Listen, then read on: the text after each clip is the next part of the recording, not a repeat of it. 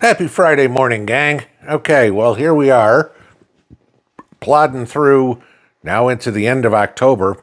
We are in the midst of open enrollment, right? You probably got the paperwork from your employer this year on doing your elections for your health care coverage for next year. Maybe you're on Medicare and you're seeing what the bills are going to be, choosing whether Part B, Part D, whatever you've got in the way of your Medicare insurance. Maybe you're on Obamacare. Maybe you've got to pick something that way. Maybe you're getting, like Mrs. P is, on an independent plan and getting in the mail the notification of how much you're going to have to pay more next year for insurance, right? Yeah. Okay. Hear me out on this one. This is where it gets crazy. Yesterday, the Senate, the Democrats in the Senate, blocked a bill to specifically pay essential government workers and the troops. Okay? That was it. Nothing else would be in there. And as Dick Blumenthal came out, as Hakeem Jeffries came out and said, that would be giving up our leverage. Oh, okay. So you're admitting that not paying the troops or not paying government workers, you're using them as a political pawn. Got it. Thank you for telling us out of your own mouths what we already knew, that you do not care about the American people. You only care about your power. We've got it. But I want to go into something that's funny that I haven't seen this talked about anywhere. Nobody's busted out the numbers on this, okay? We keep hearing from the Democrats that the Republicans are trying to take away health care from Americans, right? Okay. Key word, take away health care from Americans. That is American citizens, okay? Not anybody that lives in North America, Central America, or South America, okay? The definition of Americans in this context is U.S. citizens or U.S. permanent residents. Let's put it that way, okay?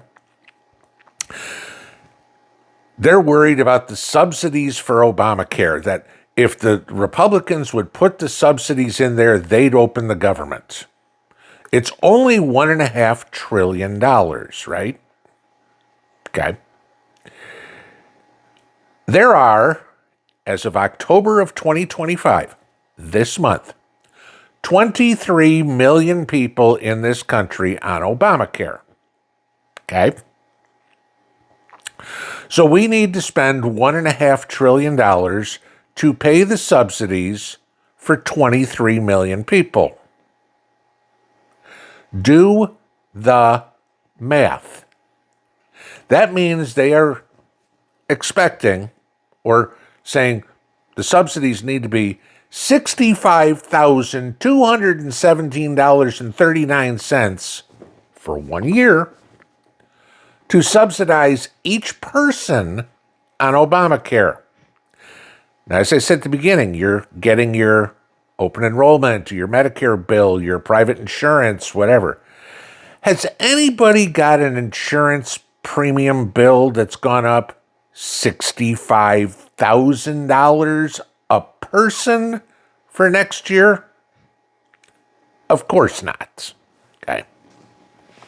Now, they can go in all they want and say, to people, well, there's money that's going to Ethiopia to pay for transgender surgeries, and there's money that's going for, gay Sesame Street. And no, okay, that's not America First. That's not part of the BBB, okay? That is not part of this at all. You said you want it to increase. We need $1.5 trillion to subsidize Obamacare, because obviously the only way something's affordable is if the government pays for it, because the Affordable Care Act is hardly anything but affordable. You could go in there and throw out the fact that, oh, well, we want to refund, not give back, but refund NPR and PBS. Okay. That's about $1 billion, what you slotted for that. Yeah, so what are we down to now? 1,400,000 or $1.48 trillion? Okay. So what does that bring it down? Subsidies for $62,000 a piece, maybe? No. Face it, you're busted. Okay. We know this is to give health care paid for by me and you to illegals. That's the math. Numbers don't lie. It's pretty simple. If you need $1.5 million or $1.5 trillion for 23 million people, oh, you got 10% to the big guy? Or is it 10% to a bunch of big guys? You know, how many senators are on the dole here? Schumer, Jeffries, Blumenthal. You're the one running your mouth. Okay. What is it? Your lobbyists from the insurance companies have come up and said, gee, we're having a hard time meeting our profitability. You need to raise the government money that we're getting. Right? Okay. Take a look at how much your insurance is. Take a look at your deductibles. And tell me this, how many of you met your deductible last year? Probably 2 or 3%. Now, look at Mrs. P. We pay about $4,000 a year for her insurance. Mine, of course, is the VA. Okay. 2 doctor's appointments a year does not cost $4,000. Checkup, that's about it. Okay. You know, she hasn't had a mammogram, hasn't been due for it yet this time around. So, okay, no big deal. And then even if it was, we'd still have to meet a massive deductible. This is the problem. We pay for the insurance and we don't use it. Where's our refund? You know, it's funny that you look at this in a way of health insurance. And again, let's remember the ACA here. By law, you are required to have health insurance. If you don't, you get a fine on your income tax every year, right? What else does the government require you to have? You're not required to have a driver's license. You can walk. You're not required to pay property tax. You can rent, okay?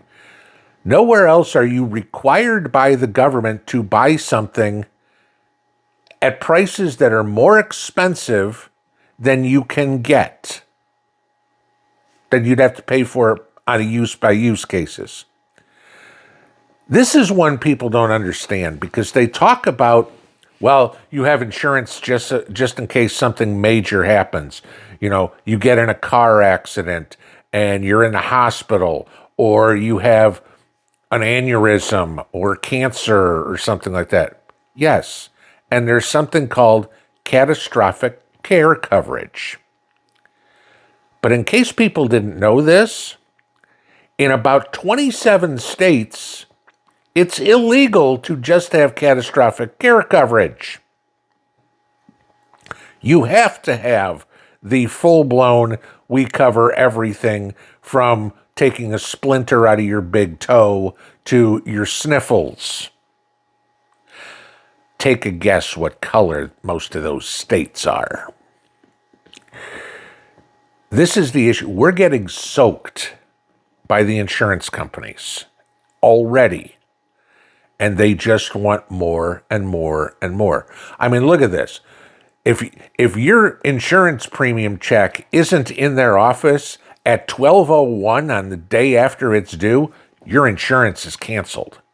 But you go to the doctor, you get a second opinion, and both doctors say you need this drug, and the insurance company comes back and says, we don't think so, so we're not going to pay for it. You're required to pay in an instant, but some pencil pusher is going to tell you, no, I'm going to overrule what a doctor or two said you need, because it'll cut into our bottom line. We need to have all those premium checks coming in, but God help us if we've got to send any going out. Oh, crap, we're not making enough money. Hi, Chuck Schumer. We need an extra $1.5 trillion so we can make sure we're profitable enough. So, of course, your stock that you bought goes up. Make sure you get this passed. And the Republicans are saying, piss off.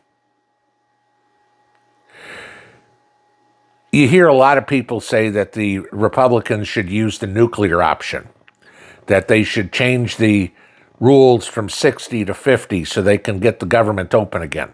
The problem is that sets precedent, okay?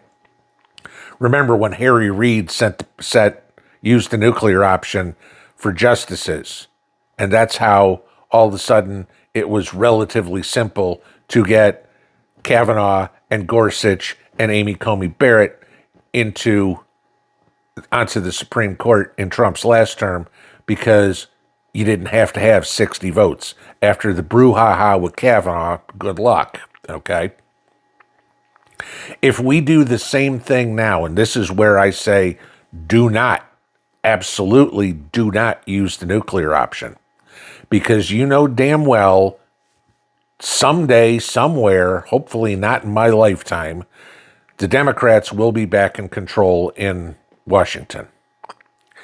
And if the nuclear option has been used, then they have precedent to pack the Supreme Court, to make Washington, D.C. a state, to make Puerto Rico a state, to legalize abortion, to outlaw guns, etc., etc., etc.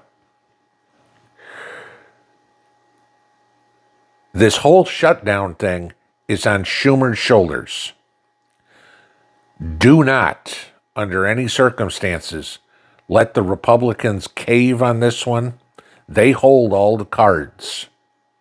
And all the cards are what's right for the U.S. The country, people don't realize how important this one issue is right here. This determines the future of the country. If the Republicans cave, we'll be a communist country within 10 years. If the Republicans don't, we have a chance of keeping us as a constitutional republic. That's the bottom line. Don't let this bullshit of it's all Americans. Not for $65,000 a person, it's not. This is so they can pad the voter rolls, so they can bring in more illegals, so your taxes go up, your premiums go up, your cost of living goes up, inflation goes up, for the sole purpose is they want to import voters. That is it. Because they've already said, Schumer came out 2 days ago and said their whole goal is to make sure that these, as he put it, 11 million people or however many there are become citizens.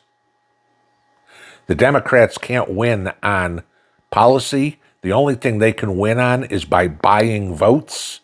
That's exactly what they're going to try to do. Let's bring in a whole bunch of more poor people where we bought their vote. They'll elect us in power, and that's it. And y'all know this. Once more than 50% of the people realize that they can get stuff for free, the country's dead.